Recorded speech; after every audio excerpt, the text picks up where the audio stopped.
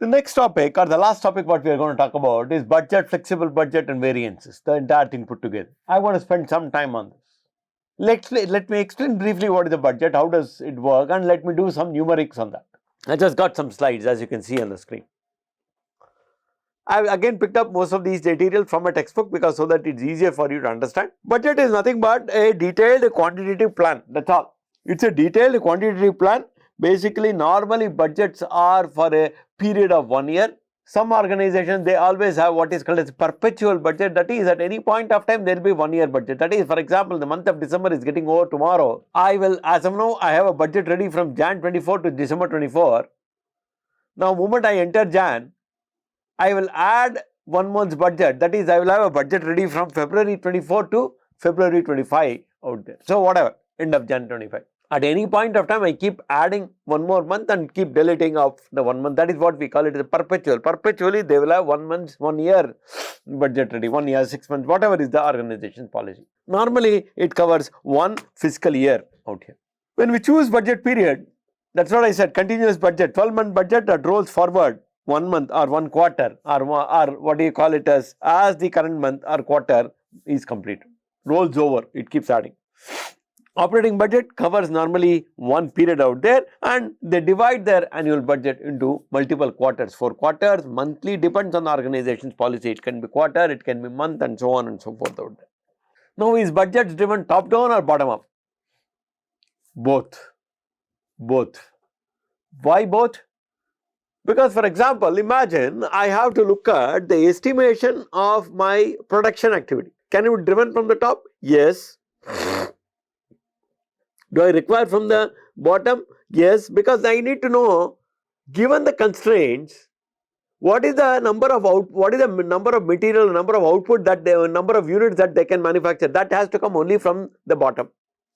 Why it has to come? Because the purchase fellow will tell me how much material he can procure given this particular thing, given the price fluctuations, given the availability in the market, etc. Then based on that purchase, what is the material availability, the production plan will basically plan given the machine time, downtime, etc, etc. Now to do the production, the sales fellow will have to tell what is the volume that I can sell in the market. Moment they say this is the volume that I can sell in the market given the constraints and competition and everything, the material fellow will say, okay, this is the sales I can procure this kind of material.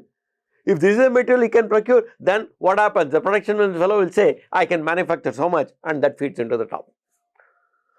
The top management can say, no, this is fine, but I am going to aggressively push. The sales fellows will have to increase the volume by some percentage and then rework on the budget out there based on the expected target set by the top management and so on.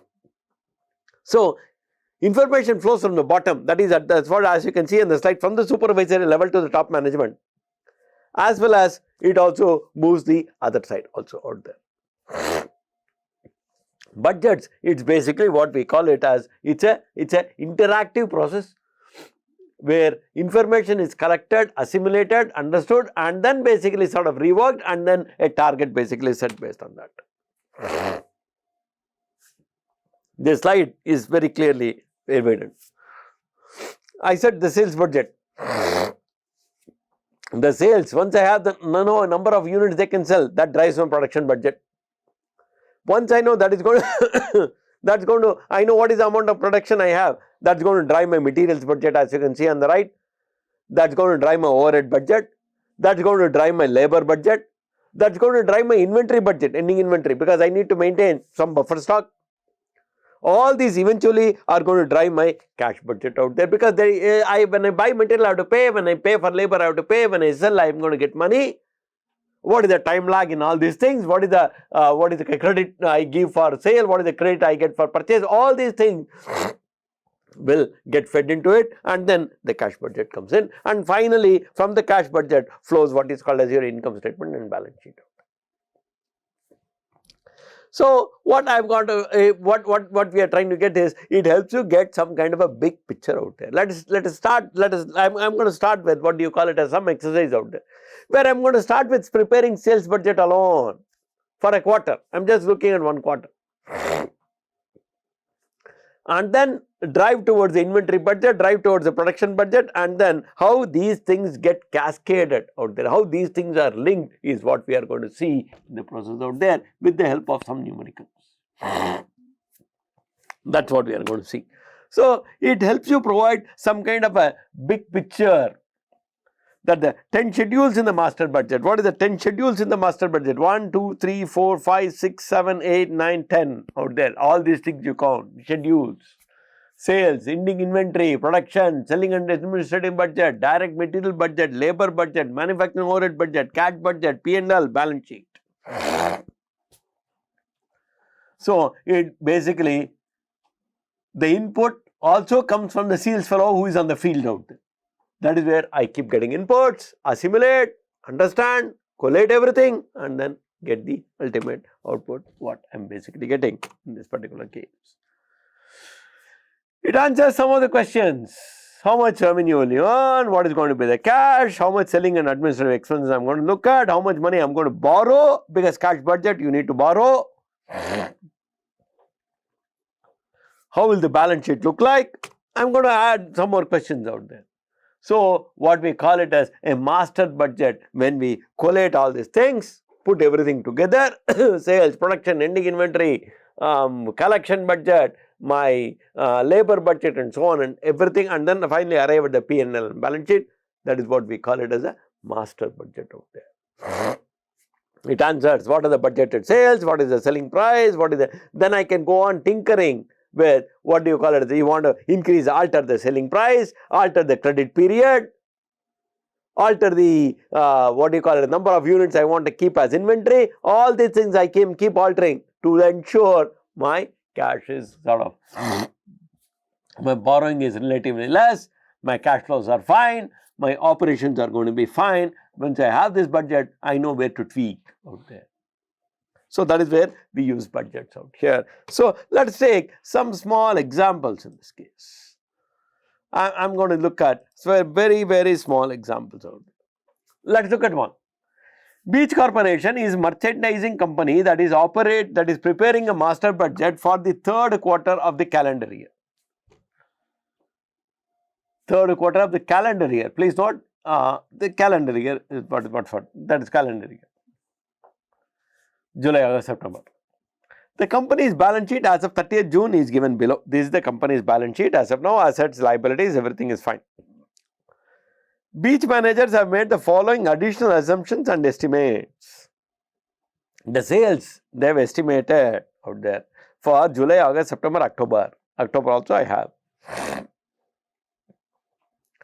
All sales are on credit and all credit sales are collected. Each month's credit sales are collected 35% in the month of sale, 65% in the following month of sale. All of the accounts receivable at 30th June will be collected in July. That is, accounts receivable on 30th June will be collected in the month of July. Each month's ending inventory is 30% of the cost of the next month's sale. Cost of the next month's sale. The cost of goods sold is 60% of the sale. For example, this is the sale value. 60% of this 2,10,000 is the cost of goods sold, COGS. And they are given this. The company pays 40% of the purchase in the month and 60% in the following month. Monthly selling administrative expenditure are so much. And then the company plans to borrow or pay, the company does not plan to borrow or pay declared dividends and etc. etc. You are expected to look at cash collections because I need to know ultimately merchandise purchase budget, cash disbursement budget, and then what you call it as income statement and balance sheet out there. And then what you call it income statement and balance sheet. And then what you call it as income statement and balance sheet out there. Let us go ahead with this. Let us go ahead with this. Let us sort of try and see if we can prepare this particular thing out here. Have I divided this? Yes, divided the screen. Always comfortable because so that you can see both. In this case. Let me look at schedule of cash collection. That is the first thing what they want. So, let me do the schedule of cash collection. What is it for the quarter? What is the quarter out there? July,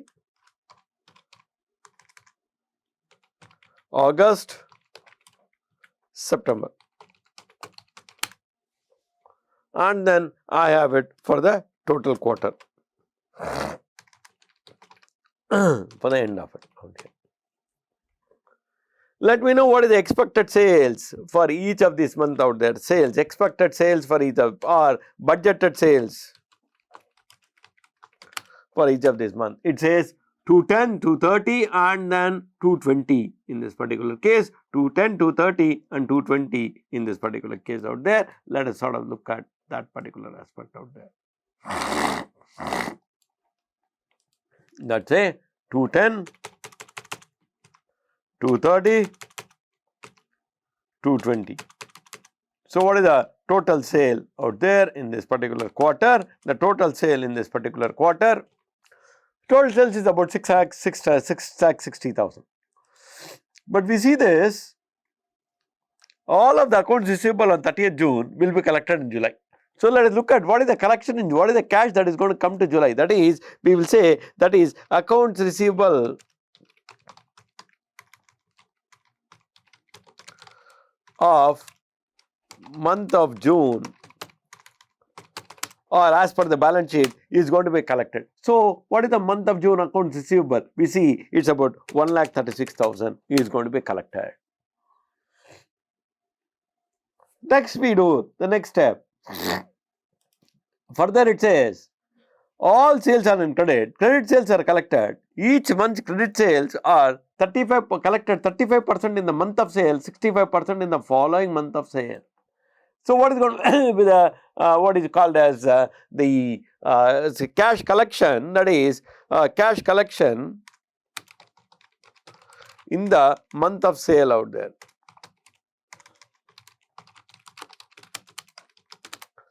What is the sale? 2,20,10,000 is the sale in the month of July.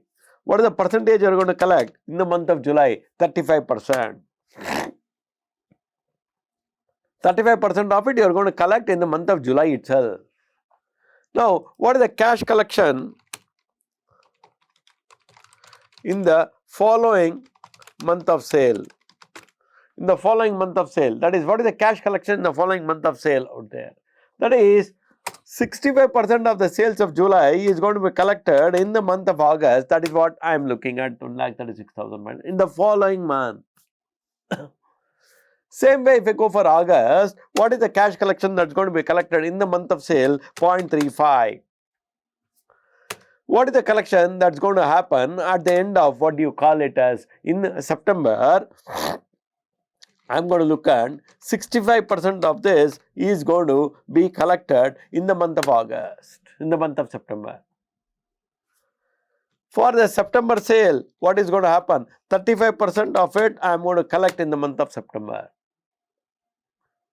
So, what is the total collection I have had in the month of what do you call it as the month of sale? This is the total collection I have, and then I am just going to copy this out here because I need to know what is the total cash collection I need to have out here. Now, what is the accounts receivable at the end of the quarter?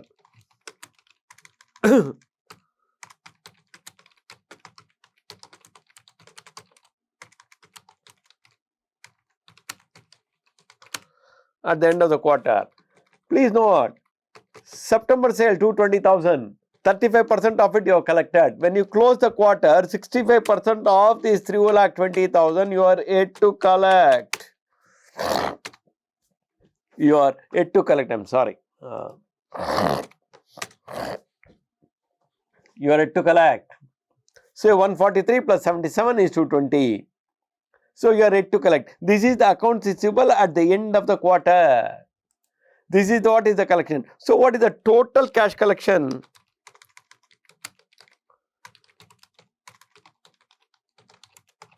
In the quarter, the total cash collection in the quarter is, I will know that it's going to be that this is the sum of all this is the total cash collection in the quarter. That is 653,000 is the total cash collection in the quarter. Now, why do I need this? Supposing you feel that you might require a little more cash. Then what happens? I will go ahead and alter this 35 and 65% out there. I can alter this 35 and 65. I might alter this 35 and 65%. Possible. I need to tweak with this. I feel I have excess cash. I can give a little more credit. If I give a little more credit, will my sales increase? Yes, I can say 20% I will collect in the month, and then 80% I will collect in the following month. Then my sales will increase from 210 to 250. Yes, then I can do the tweaking. So, moment you have this, the amount of cash you require, amount of cash you need, you can look at playing around with a lot of other things out there. Now, as we go along in this particular case out here, the second question, prepare a merchandise purchase budget out there. Also compute the merchandise purchases for the end of the quarter, September out there. Let us look at merchandise purchase budget. Let us see merchandise.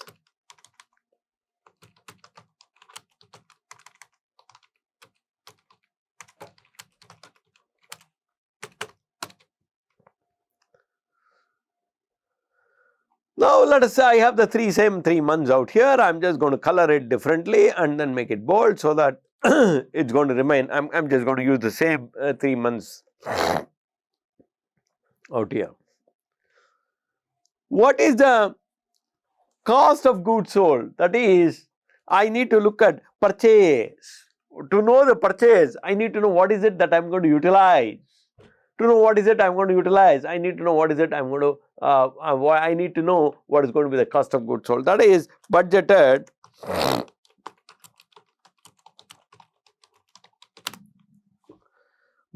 cost of goods sold. Go back here. It says that each month ending inventory is going to be 30% of next month's sale. The cost of goods sold is 60% of the sale value. That means, what is the cost of goods sold for the month of July? If I look at it, it's going to be 60% of the month of the sale value out there. What is going to be the cost of goods sold for the month of August? It's going to be 60% of the month of sale of August. What is going to be the cost of sale for the cost of goods sold for the month of September? It's going to be 60% of this. So, what is the total cost of goods sold for the quarter? 396,000. It also says that each month your ending inventory is equal to 30% of the next month's sale. So, I need to know how much of goods I need to keep, how much of goods I need to purchase, how much of goods I need to procure every month. But I also need to maintain a minimum stock, ending inventory. Ending inventory should be 30% of the next month's cost of goods sold. That means, if I have to say that in this particular case, desired ending inventory for each month. Let us look at what is the ending inventory desired. This is the cost of goods sold of the month of August. 30% of it is what I prefer to have. Whereas when I move to September, August, this is the month of cost of goods sold in September, and this is the desired inventory I need to have, 30% of it. Now I move to September. Sir, I don't know what is the cost of goods sold in October. You have the data. They have given the sales data for the month of October, 2,40,000. Sales data for the month of October is 2,40,000. What is the cost of goods sold? 60% of it. What is the cost of goods sold? 60% of it. Of that you got to have 30% out there. Of that you got to have 30%. So, I have my desired inventory for every month out there. That means, what is the total material requirement each month, or what do you call it as the total requirement for each month out there? What is the total requirement? Total requirement is ending inventory I have plus budgeted cost of goods sold I basically have, and then what is the total requirement out here? This is the budgeted sale, and this is the ending inventory plus this is the budgeted sale I have. total requirement. My total requirement, if I look at in this particular case, will be slightly more or less. But do I need 1,77,600 to buy in the month of August? No, I don't have to buy 1,77,600 worth of material, because I already have bought out of this 1,77,600. I have already bought 41,400 in the previous month. So what happens? What do you call it in this particular case? Less beginning inventory. What is the beginning inventory? In this, if I look at the balance sheet, there is an inventory of 62,000 as of 30th June. That means that becomes the beginning inventory for the month of July out there. For the month of July, 62,000 is beginning inventory for the month of July. So how much do I need to procure? My requirement is 1,67,400 for the month. I already have an inventory of 62,000. So I need to procure. I need to procure, what do we call it as? I need to procure inventory only to the extent of about 1,05,400 in this case. The same thing. For the month of August, what is the beginning inventory? The beginning inventory is the ending inventory of the month of July becomes the beginning inventory for the month of August. So what is it I need to procure? Out of 1,77,000 minus this inventory that is already there, I need to procure only so much. What is the, if I look at what is the beginning inventory for the month of September, what is the ending inventory for the month of August? Beginning inventory. How much do I need to procure? This is the total requirement. This I already have in the inventory, and this is all I have to procure. So what is the total procurement for these 3 months put together? This is the total procurement you will have to do. Budgeted cost of goods sold is different, procurement is different, total requirement is going to be different in this particular case, and that's what we see.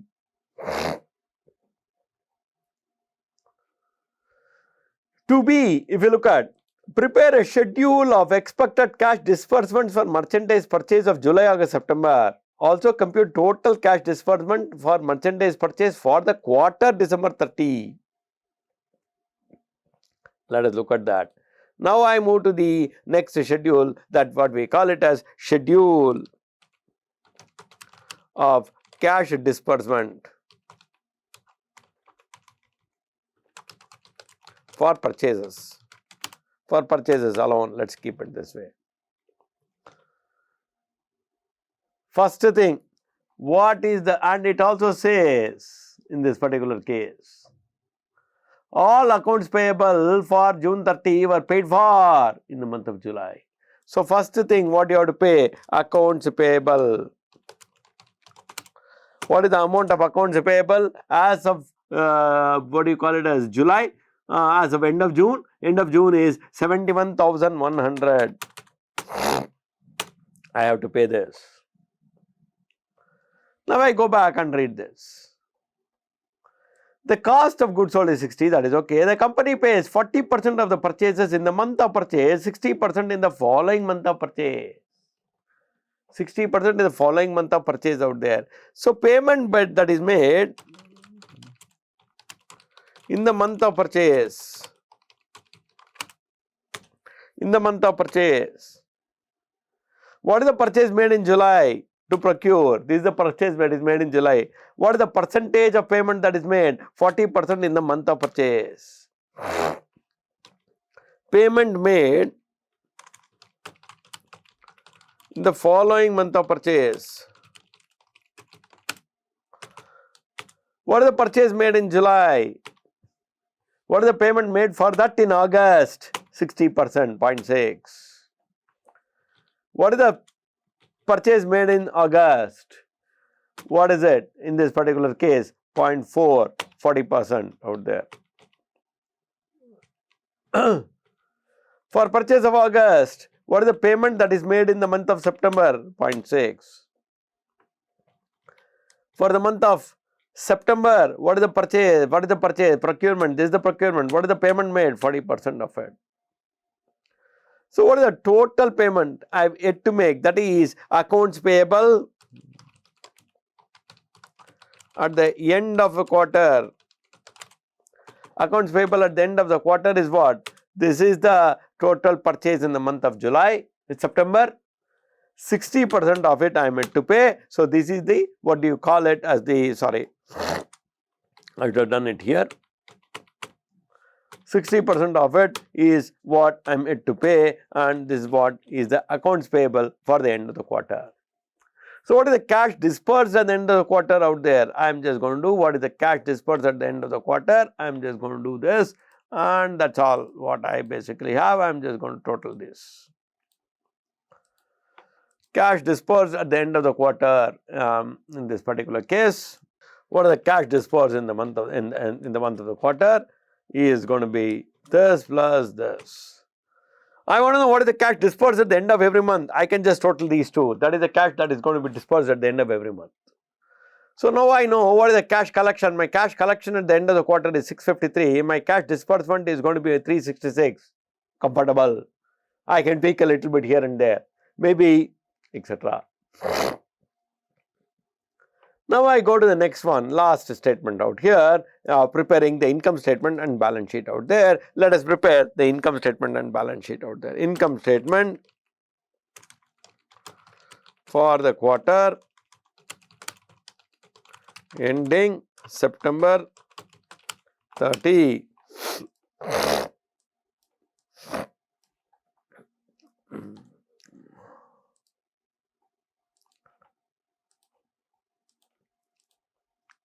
For the quarter ending September 30 out there. Let us look at, in this particular case, income statement. First thing, what is the income statement? Sales. What is the value of the sales out there? The value of the sales in this quarter is there, 6,60,000 straight away from here. What is the COGS? Cost of goods sold. COGS for the quarter is right from here in this particular case. COGS, we did have what is called as the cost of goods sold in this particular aspect out there. That is what budgeted cost of goods sold, total cost of goods sold. This is the total cost of goods sold. So, what is the gross margin out here? This is what we call it as the gross margin.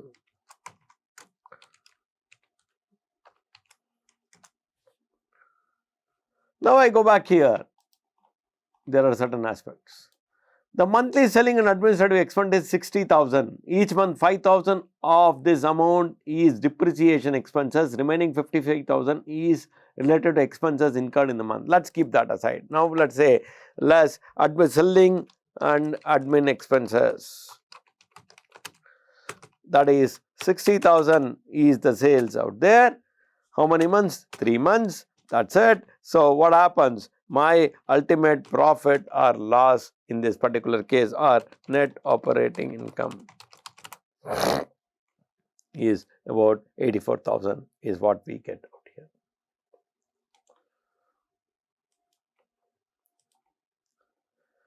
Next, I will go to the balance sheet. Balance sheet as of September 30th out there. Balance sheet as of September 30th out there. That is what I am going to do work on here. Balance sheet as of September 30th.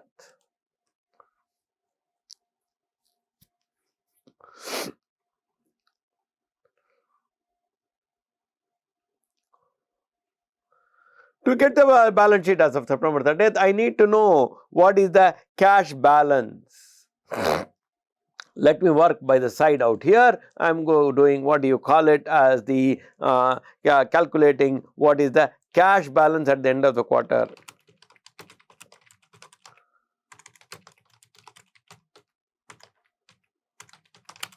Cash balance at the end of the quarter is what I will calculate. Look at calculating here slightly. Let us say cash collection. What is the cash collection? We have the cash collection out here. That is, in this say cash collection for the end of the quarter. This is the cash collection at the end of the quarter. Cash disbursements for purchase. Cash disbursement for purchase. Cash disbursement for purchase. Let's look at in this particular case. I'm just going to wrap the text. Cash disbursement for purchase out there, to procure. What is the cash disbursement for purchase? This is the sorry, this is the cash disbursement for purchase. Then what is selling and admin expenditure? Here what happens? Please note 60,000 is the selling admin. In that 5,000 is depreciation. So actual cash outflow is only 55,000. Actual cash outflow is only 55,000 out there. So what is the what do you call it as? What is the cash balance that you will have from your operation? Cash from operation.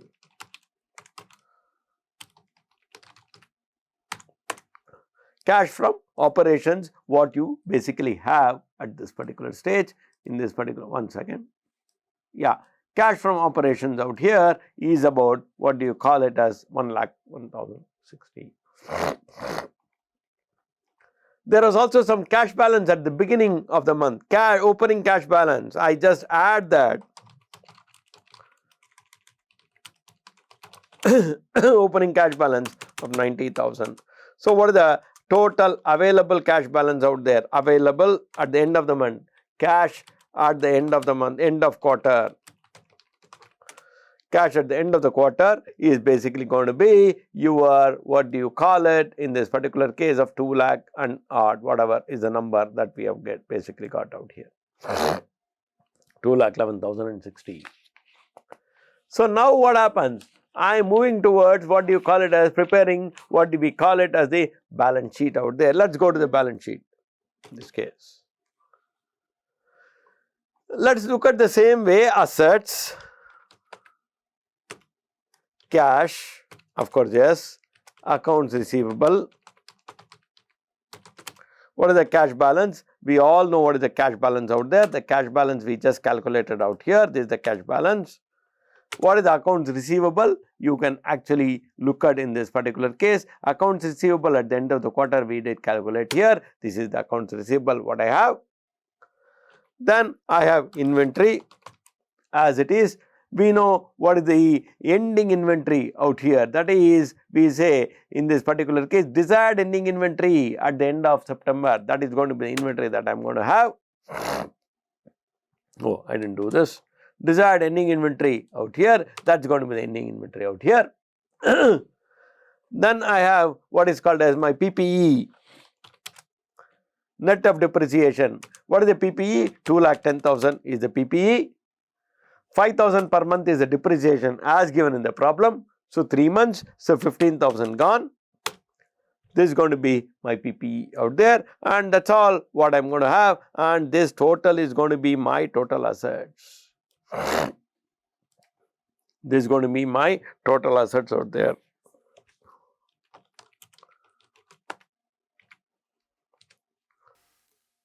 Let us look at my liability and equity out there. Liabilities and stockholders equity.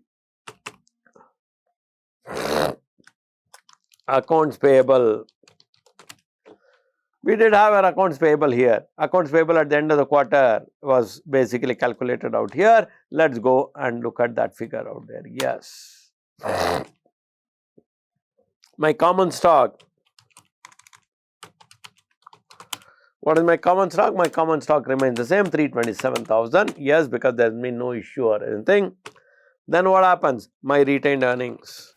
So what is going to be my retained earnings? My retained earnings as per the balance sheet is 99,900 plus this 84,000 of the current. Now this is the thing.